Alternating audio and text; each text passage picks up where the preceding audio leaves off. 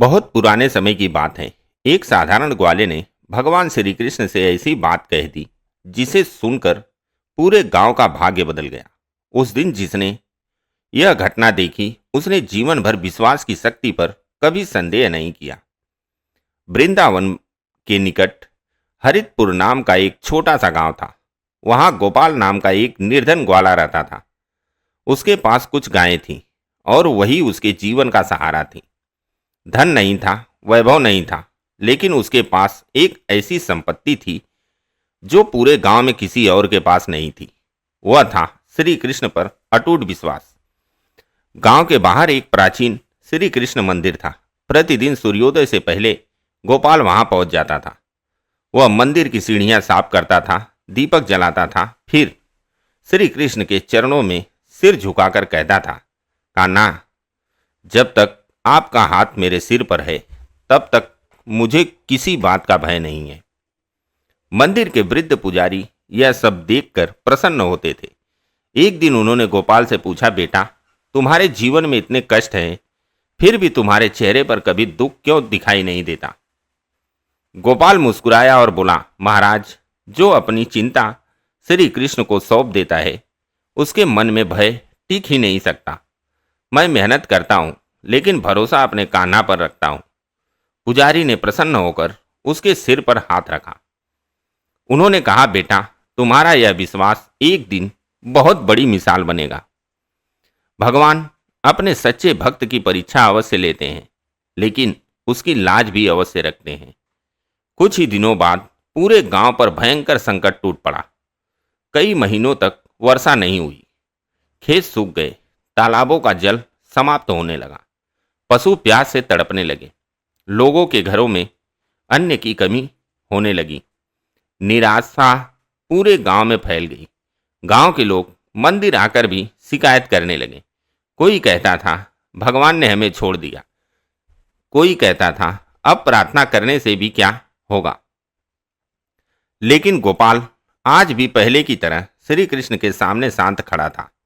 उसके आंखों में आंसू थे, पर उसके विश्वास में तनिक भी कमी नहीं आई थी। उसी रात उसने श्री कृष्ण के सामने एक ऐसा संकल्प लिया जिसे सुनकर मानो स्वयं समय भी ठहर गया। वही संकल्प आने वाले दिनों में पूरे गांव के जीवन की दिशा बदलने वाला था। अगले दिन ब्रह्म मुहूर्त में गोपाल सबसे पहले श्री कृष्ण के मंदिर पहुंचा। मंदिर में गहरा सन्नाटा था।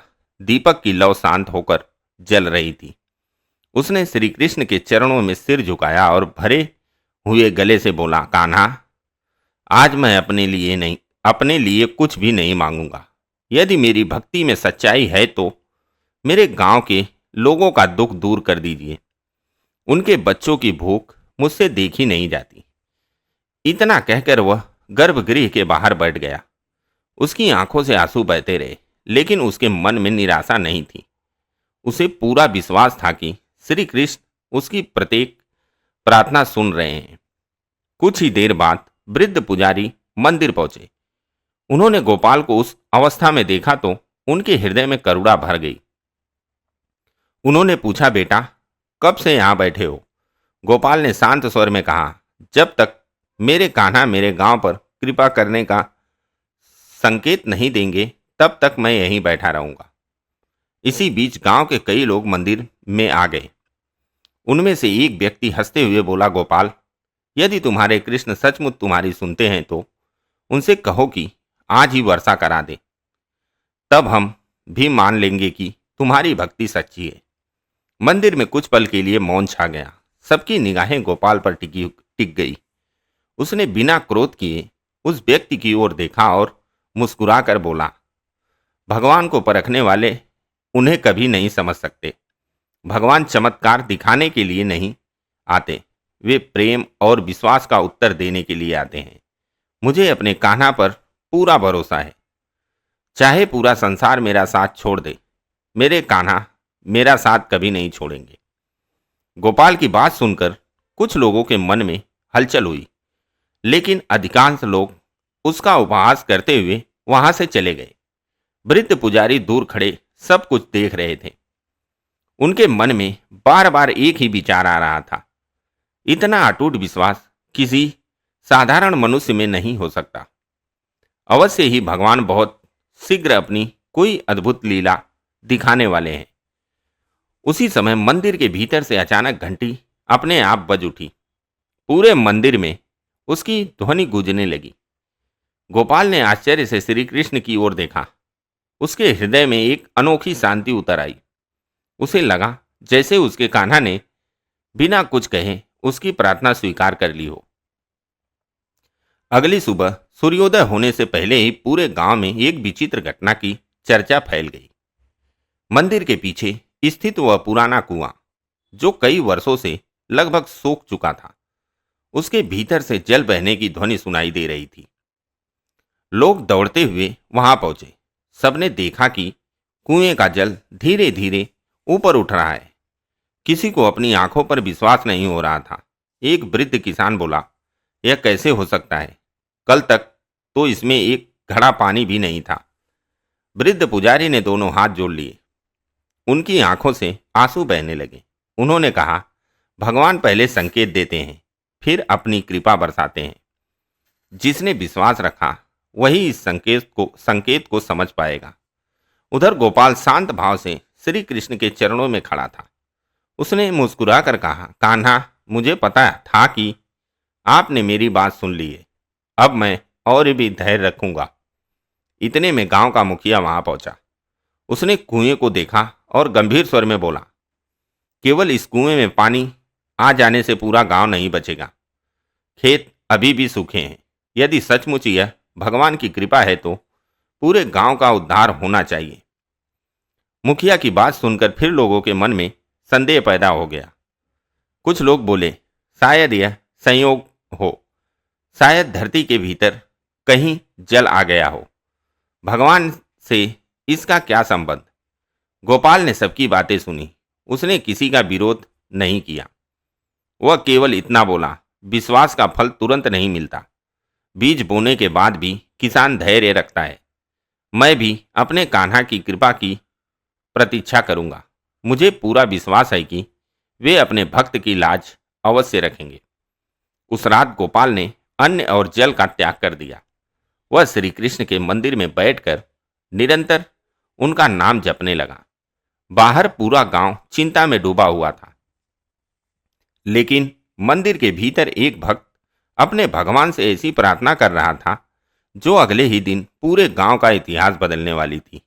रात गहरी हो चुकी थी। मंदिर के चारों ओर सन्नाटा छाया हुआ था। केवल दीपक की मंद ज्योति गर्भगृह को प्रकाशित कर रही थी। गोपाल श्री कृष्ण के चरणों में बैठा लगातार उनका नाम जप रहा था। उसके चेहरे पर थकान थी, लेकिन उसके विश्वास में तनिक भी कमी नहीं आई थी। कुछ समय बाद उसने दोनों हाथ जोड़कर कहा, कान्हा, आज मैं आपके सामने अपने लिए नहीं बैठा हूं। इस गांव के प्रत्येक बच्चे की मुस्कान आपके हाथ में है। यदि मेरे विश्वास में तनिक भी सच्चाई है तो अपने लोगों पर कृपा कीजिए। मैं बिना आपकी आज्ञा के यहां से नहीं उठूंगा। इतना कहकर उसने अपना माथा श्री कृष्ण के चरणों में रख दिया। उसकी आंखों से आंसू बहते रहे। उसी क्षण पूरे गर्भगृह में एक अद्भुत सुगंध फैल गई। दीपक की लौ पहले से अधिक तेज हो उठी। मंदिर का वातावरण ऐसा हो गया मानो स्वयं श्री कृष्ण वहां विराजमान हो। गोपाल ने धीरे से अपनी आंखें खोली। उसे ऐसा अनुभव हुआ जैसे किसी ने बहुत प्रेम से उसके सिर पर हाथ रखा हो। उसी क्षण उसके हृदय में एक मधुर स्वर गूंजा, गोपाल, जो अपने विश्वास को कठिन समय में भी नहीं छोड़ता, उसे मैं कभी नहीं छोड़ता। अपने गांव लौट जाओ, मेरी कृपा उन सबके साथ है। यह सुनते ही गोपाल की आंखों से आनंद के आंसू बह निकले। उसने बार बार श्री कृष्ण के चरणों में प्रणाम किया और गर्भगृह का द्वार खोल दिया। बाहर गांव के लोग और वृद्ध पुजारी पूरी रात उसकी प्रतीक्षा कर रहे थे। जैसे ही गोपाल बाहर आया, सब उसकी ओर दौड़ पड़े।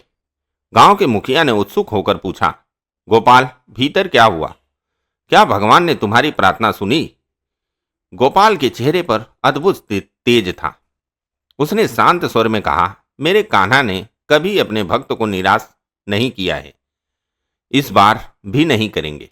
कल का सूर्योदय केवल नया दिन नहीं लाएगा, वह पूरे गांव के जीवन में नई आशा लेकर आएगा। यह सुनकर कुछ लोगों की आंखों में विश्वास जाग उठा। कुछ लोग अब भी मौन थे, लेकिन अगली सुबह जो होने वाला था उसे देखकर सबसे कठोर हृदय भी श्री कृष्ण के चरणों में झुकने वाला था। अगले दिन जैसे ही पूर्व दिशा में सूरज की पहली किरण दिखाई दी, अचानक ठंडी हवा चलने लगी। कई महीनों से सूना पड़ा आकाश धीरे धीरे काले बादलों से भर गया। गांव के लोग अपने अपने घरों से बाहर निकल आए। सबकी निगाहें आकाश पर टिकी थी। किसी को विश्वास नहीं हो रहा था कि इतने लंबे सूखे के बाद यह दृश्य सच भी हो सकता है। कुछ ही क्षणों में बादलों की गर्जना सुनाई दी। फिर वर्षा की पहली बूंद सूखी धरती पर गिरी। उसके बाद देखते ही देखते मूसलाधार वर्षा होने लगी। खेतों में पानी भरने लगा। सूखे तालाब लबालब हो गए। पेड़ पौधे मानो फिर से जीवित हो उठे। गायें आनंद से उछलने लगी। बच्चे वर्षा में नाचने लगे। पूरा गांव खुशी से जय श्री कृष्ण के जयकारों से गूंज उठा। गांव का मुखिया दौड़ता हुआ गोपाल के पास पहुंचा। उसकी आंखों से आंसू बह रहे थे। उसने गोपाल के चरण पकड़ लिए और बोला, भाई, हमने तुम्हारा उपहास किया, हमने तुम्हारे विश्वास पर संदेह किया, हमें क्षमा कर दो। आज हमने अपनी आंखों से देख लिया कि सच्चे मन से की गई प्रार्थना कभी व्यर्थ नहीं जाती। गोपाल ने तुरंत उसे उठाया और प्रेम से कहा, मेरे चरण मत पकड़िए। यदि धन्यवाद देना है तो श्री कृष्ण को दीजिए। मैं तो केवल उन पर विश्वास करता रहा। भगवान अपने भक्त को कभी अकेला नहीं छोड़ते। वे उचित समय आने पर ऐसी कृपा करते हैं जिसकी मनुष्य कल्पना भी नहीं कर सकता। वृद्ध पुजारी ने हाथ जोड़कर कहा, आज इस गांव ने धन की नहीं बल्कि विश्वास की शक्ति देखी है। भगवान को बड़े बड़े यज्ञ नहीं चाहिए, उन्हें केवल सच्चा हृदय और अटूट श्रद्धा चाहिए। उसी समय मंदिर की घंटियां अपने आप बजने लगीं। पूरा गांव मंदिर की ओर दौड़ पड़ा। सभी ने श्री कृष्ण के चरणों में सिर झुका दिया। हर व्यक्ति की आंखों में पश्चाताप भी था और कृतज्ञता भी थी। लेकिन उस दिन श्री कृष्ण ने पूरे गांव को एक ऐसा संदेश दिया जो पीढ़ियों तक लोगों के हृदय में जीवित रहने वाला था। उस दिन के बाद हरितपुर गांव पहले जैसा नहीं रहा। जो लोग कभी भगवान पर संदेह करते थे, वे अब प्रतिदिन प्रातःकाल श्री कृष्ण के मंदिर में दर्शन करने आने लगे। गांव में झगड़े समाप्त होने लगे। लोग एक दूसरे की सहायता करने लगे। किसी के घर अन्न कम होता तो पूरा गांव उसके साथ खड़ा हो जाता। सभी कहते थे, जहां श्री कृष्ण की कृपा होती है वहां प्रेम और सुख अपने आप आ जाते हैं। कुछ वर्षों बाद दूर दूर के गांव से लोग गोपाल से मिलने आने लगे। वे उससे पूछते थे, हमें बताओ, तुम्हें भगवान की कृपा कैसे मिली? गोपाल हर बार मुस्कुराकर एक ही उत्तर देता था, मैंने कभी भगवान से चमत्कार नहीं मांगा, मैंने केवल उन पर विश्वास करना नहीं छोड़ा। जब मनुष्य अपना विश्वास नहीं छोड़ता, तब भगवान भी उसका हाथ कभी नहीं छोड़ते। वृद्ध पुजारी ने एक दिन पूरे गांव के सामने कहा, आज से यह कथा केवल गोपाल की नहीं रही, यह उस हर व्यक्ति की कथा है जो कठिन समय में भी भगवान श्री कृष्ण पर अटल विश्वास रखता है। याद रखो, भगवान अपने भक्त की परीक्षा अवश्य लेते हैं, लेकिन उसकी श्रद्धा की लाज भी अवश्य रखते हैं। समय बीतता गया। गोपाल वृद्ध को हो गया, लेकिन उसके चेहरे की मुस्कान कभी नहीं बदली। वह आज भी हर सुबह सबसे पहले मंदिर जाता और उसी प्रेम से कहता, कान्हा, आपने मुझे सिखाया कि विश्वास ही सबसे बड़ी शक्ति है। जिसने आपको अपना बना लिया, उसे संसार की कोई कठिनाई पराजित नहीं कर सकती। आज भी कहते हैं कि यदि कोई सच्चे मन से श्री कृष्ण का नाम लेकर उन पर पूरा भरोसा रखे तो उसके जीवन में आशा का दीपक कभी नहीं बुझता। भगवान देर कर सकते हैं, लेकिन अपने भक्त के साथ अन्याय कभी नहीं करते।